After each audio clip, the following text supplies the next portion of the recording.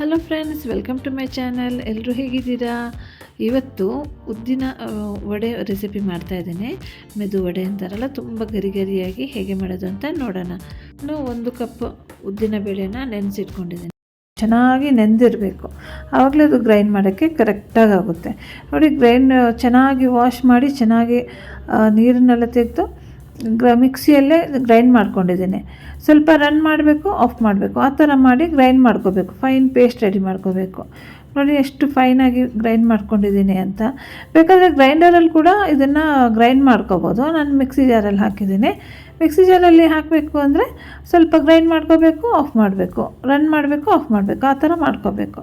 ನೋಡಿ ಎಷ್ಟು ಫೈನಾಗಿ ಆಗಿದೆ ಅಂತ. ನೀರು ಸ್ವಲ್ಪ ಒಂದು ಟೇಬಲ್ ಸ್ಪೂನಷ್ಟು ಹಾಕಿ ಗ್ರೈಂಡ್ ಮಾಡಿದ್ರೆ ಸಾಕಾಗುತ್ತೆ. ಜಾಸ್ತಿ ನೀರು ಹಾಕಬಾರ್ದು. ಜಾಸ್ತಿ ನೀರು ಹಾಕಿ ಅದು ಫುಲ್ ತೆಳು ಪೇಸ್ಟ್ ಆಗಿಬಿಡುತ್ತಲ್ಲ, ಆವಾಗ ಅದು ವಡೆ ಮಾಡೋಕ್ಕೆ ಆಗೋಲ್ಲ. ನೋಡಿ, ಇಲ್ಲಿ ನಾನು ಗ್ರೈಂಡ್ ಮಾಡಿ ಇಟ್ಟಿದ್ದೀನಲ್ಲ, ಈ ಕನ್ಸಿಸ್ಟೆನ್ಸಿಯಲ್ಲಿ ಇರಬೇಕು. ತೆಳು ಇರಬಾರ್ದು, ಗಟ್ಟಿ ಇರಬೇಕು. ಇಲ್ಲಿ ನಾನು ಇಂಗ್ರೀಡಿಯೆಂಟ್ಸ್ ಎಷ್ಟು ಕ್ವಾಂಟಿಟಿಲಿ ಯೂಸ್ ಮಾಡಿದ್ದೀನಿ ಅಂತ ಡಿಸ್ಕ್ರಿಪ್ಷನಲ್ಲಿ ಮೆನ್ಷನ್ ಮಾಡಿರ್ತೀನಿ, ಚೆಕ್ ಮಾಡ್ಕೊಳ್ಳಿ.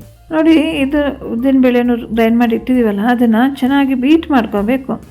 ಸ್ಪೂನಿಂದ ಕೂಡ ಬೀಟ್ ಮಾಡ್ಕೋಬೋದು. ನಾನಿಲ್ಲಿ ಹ್ಯಾಂಡ್ ಬೀಟರ್ ಯೂಸ್ ಮಾಡ್ತಾಯಿದ್ದೀನಿ.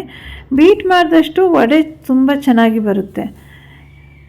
ನೋಡಿ, ಏರೆಲ್ಲ ಇದರಲ್ಲಿ ಫಾರ್ಮ್ ಆಗುತ್ತಲ್ಲ, ಆವಾಗ ಚೆನ್ನಾಗಿ ಬರುತ್ತೆ ವಡೆ ಟೆಕ್ಸ್ಚರ್. ನೋಡಿ ಎಷ್ಟು ಬೀಟ್ ಮಾಡ್ಕೊಂಡಿದ್ದೀನಿ ಅಂತ. ಅಟ್ಲೀಸ್ಟ್ ಒಂದು 2-3 ಮಿನಿಟ್ಸ್ ಆದರೂ ಕಂಟಿನ್ಯೂಸ್ ಆಗಿ ಬೀಟ್ ಮಾಡ್ಕೋಬೇಕು. ನೋಡಿ, ಈ ಥರ ಕನ್ಸಿಸ್ಟೆನ್ಸಿಯಲ್ಲಿ ರೆಡಿ ಆಗಬೇಕು. ನೋಡಿ, ಏರೆಲ್ಲ ಚೆನ್ನಾಗಿ ಫಾರ್ಮ್ ಆಗಿದೆ. ಈಗ ಇದಕ್ಕೆ ಮಸಾಲೆಗಳನ್ನೆಲ್ಲ ಹಾಕಬೇಕು. 1 ಇಂಚಷ್ಟು ಶುಂಠಿನ ತುರಿದು ಹಾಕಿದ್ದೀನಿ. ಇದರಿಂದ ಒಳ್ಳೆ ಪರಿಮಳ ಮತ್ತು ಟೇಸ್ಟ್ ಕೂಡ ಬರುತ್ತೆ. ನಂತರ ಕರಿ ಲೀವ್ಸ್ ಹಾಕ್ಕೊಂಡಿದ್ದೀನಿ, ಕರಿಬೇವಿನ ಸೊಪ್ಪು ಸ್ವಲ್ಪ ಕಟ್ ಮಾಡಿ ಹಾಕ್ಕೊಂಡಿದ್ದೀನಿ. ನಂತರ ಧನಿಯಾ ಸೊಪ್ಪು ಹಾಕಿದ್ದೀನಿ, ಸಣ್ಣಗೆ ಕಟ್ ಮಾಡಿ. ನಂತರ ಇದಕ್ಕೆ 2 ಟೇಬಲ್ ಸ್ಪೂನಷ್ಟು ತೆಂಗಿನಕಾಯಿನ ಸಣ್ಣಗೆ ಕಟ್ ಮಾಡಿ ಹಾಕ್ಕೊಂಡಿದ್ದೀನಿ. ಇದರಿಂದ ಕೂಡ ಟೇಸ್ಟ್ ಚೆನ್ನಾಗಿ ಬರುತ್ತೆ. ಮತ್ತು 1 ಹಸಿಮೆಣಸಿನಕಾಯಿನ ಸಣ್ಣಗೆ ಕಟ್ ಮಾಡಿ ಹಾಕ್ಕೊಂಡಿದ್ದೀನಿ. ಬೇಕಾದರೆ ಜಾಸ್ತಿ ಕೂಡ ಹಾಕ್ಕೋಬೋದು, ಖಾರ ಜಾಸ್ತಿ ಬೇಕು ಅಂದರೆ. ಮತ್ತು 8-10 ಕರಿಮೆಣಸು ಕೂಡ ಹಾಕಿದ್ದೀನಿ. ಈಗ ಇದನ್ನು ಚೆನ್ನಾಗಿ ಮಿಕ್ಸ್ ಮಾಡ್ಕೋಬೇಕು. ಅರ್ಧ ಸ್ಪೂನಷ್ಟು ಉಪ್ಪು ಹಾಕಿದ್ದೀನಿ. ಈಗ ಇದನ್ನು ಮಿಕ್ಸ್ ಮಾಡ್ಕೋತಾ ಇದ್ದೀನಿ. ಇದನ್ನು ಕೈಯಲ್ಲೇ ಮಿಕ್ಸ್ ಮಾಡ್ಕೋಬೇಕು, ಚೆನ್ನಾಗಿ ಮಿಕ್ಸ್ ಮಾಡ್ಕೋಬೇಕು.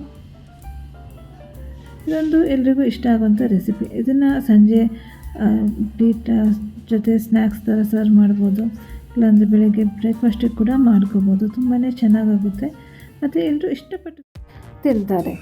ನೋಡಿ ಫ್ರೆಂಡ್ಸ್, ನೀವು ನನ್ನ ಚಾನಲನ್ನು ಸಬ್ಸ್ಕ್ರೈಬ್ ಮಾಡಿಲ್ಲ ಅಂದರೆ ನನ್ನ ಚಾನಲ್ನ ಬೇಗನೆ ಸಬ್ಸ್ಕ್ರೈಬ್ ಮಾಡಿ, ನನಗೆ ಸಪೋರ್ಟ್ ಮಾಡಿ. ಮತ್ತು ಪಕ್ಕದಲ್ಲಿ ಬೆಲ್ ಐಕಾನ್ ಇರುತ್ತಲ್ಲ, ಅದನ್ನು ಕೂಡ ಪ್ರೆಸ್ ಮಾಡಿ, ತಪ್ಪದೆ ಆಲ್ಗೆ ಕ್ಲಿಕ್ ಮಾಡಿ.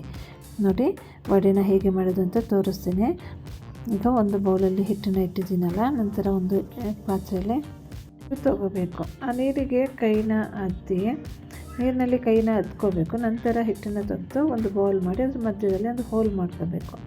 ಅದೇ ಥರ ನೋಡಿ, ಇದೇ ಥರ ಹಿಟ್ಟನ್ನು ಕೈಯಲ್ಲಿ ತೊಗೊಂಡು ಮಧ್ಯದಲ್ಲಿ ಒಂದು ಹೋಲ್ ಮಾಡಿ ಅದನ್ನು ಎಣ್ಣೆಗೆ ಹಾಕಬೇಕು. ನೋಡಿ, ತುಂಬ ಈಸಿಯಾಗಿ ಮಾಡ್ಕೋಬೋದು.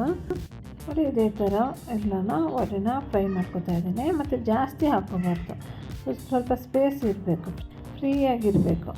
ಅದೇ ಥರ ಕೈಯಲ್ಲಿ ಥರ ಒಂದು ಪೋರ್ಷನ್ ಹಿಟ್ಟು ತೆಗೆದು ಅದರಲ್ಲಿ ಮಿಡ್ಲಲ್ಲಿ ಹೋಲ್ ಮಾಡಿ ಎಣ್ಣೆಗೆ ಹಾಕೋಬೇಕು. ನೋಡಿ, ಚೆನ್ನಾಗಿ ಫ್ರೈ ಮಾಡ್ಕೋಬೇಕು. ಈ ಥರ ಫ್ರೈ ಮಾಡಿ ಎಲ್ಲನೂ ಫ್ರೈ ಮಾಡಿಡ್ತಾ ಇದ್ದೀನಿ. ಗರಿ ಗರಿಯಾದ ಉದ್ದಿನ ವಡೆ ರೆಡಿಯಾಗುತ್ತೆ. ನೋಡಿದ್ರಲ್ಲ ಫ್ರೆಂಡ್ಸ್, ಹೇಗೆ ಉದ್ದಿನ ವಡೆ ಮಾಡ್ಕೊಳ್ಳೋದು ಅಂತ. ನೀವು ಮಾಡಿ ನನಗೆ ಕಾಮೆಂಟ್ ಮಾಡಿ ತಿಳಿಸಿ ಹೇಗಿತ್ತು ಅಂತ. ಮತ್ತು ಸಬ್ಸ್ಕ್ರೈಬ್ ಮಾಡೋದನ್ನು ಮರಿಬೇಡಿ, ತಪ್ಪದೆ ಸಬ್ಸ್ಕ್ರೈಬ್ ಮಾಡಿ.